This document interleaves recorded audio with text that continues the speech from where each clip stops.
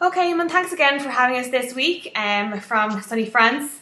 Quick two questions for you first. First of all, we're now just a month away from the start of the Euros. Should we be excited about Ireland's prospects? Yes, I think so. I mean, the squad was announced this week. James McLean was selected for that, which is good news, I think, for everybody. It's a popular decision, and it's a very exciting prospect. We're in a real strong group, but we have a good, strong squad of players, and I'm reasonably optimistic that we can maybe advance to the second phase of the tournament, which would be an incredible achievement. Brilliant. And whether they win the title or not on Sunday, Alex Ferguson is not going to be around at Manchester United forever. When is the best time for Fergie to leave Old Trafford? Well, there'll never be a good time for Ferguson to leave because he has achieved so much at Old Trafford.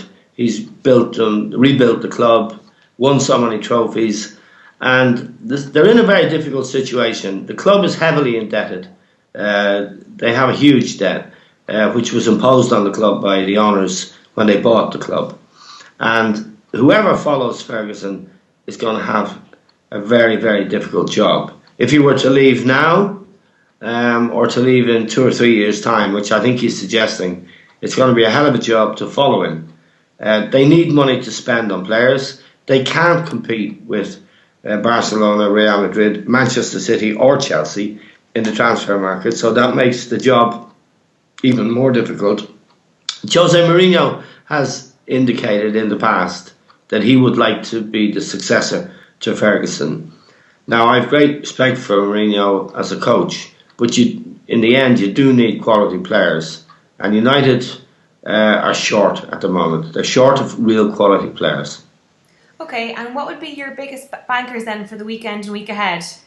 Well, I think it's been a difficult season for anyone betting on football. It's so unpredictable. Liverpool beating Chelsea the other night, hammering them at Anfield, having lost to them a couple of days earlier in the cup final. So I just go for 2 draws. A lot of clubs this weekend have nothing to play for, and a lot of clubs will be fighting. Well, a few clubs are fighting for their lives at the bottom of the table. My best bets, I think Aston Villa still need a point to be sure. So I would say Aston Villa will get their point away to Norwich. I think that's highly likely to be a draw. So Norwich, Aston Villa is the first one. The second bet is Newcastle away to Everton. I think that's highly likely to be a draw as well. And there's one other bet I would have. Manchester City should beat QPR at home. And they're hot favourites to do that. I would back Carlos Tevez to be first goal scorer in that match. I think that would be an appropriate end to a difficult season for him and the club. If he scores the first goal, I think he will. And around 3 or 4 to 1, he's a good bet. Brilliant. Well, listen, thanks again, and we'll see you next week. Okay, cheers. Cheers, Eamon.